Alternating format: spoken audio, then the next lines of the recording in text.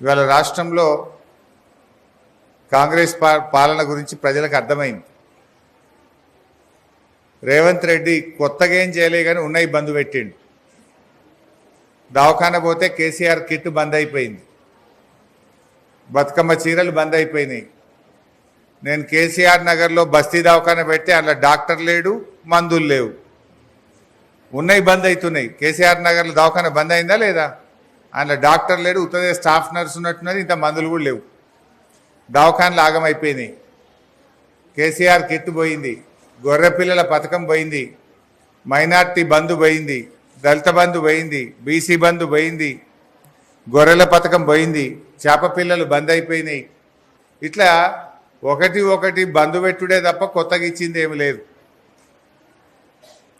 రేవంత్ రెడ్డిది ఎట్లా ఉంటుందంటే వెనుకటికో సామెత ఉండేది, కూట్ల రావు దేనుడట ఏట్ల రావు దిత్తాని పోయిందట. రేవంత్ రెడ్డి తీరుగా అట్లా ఉన్నది.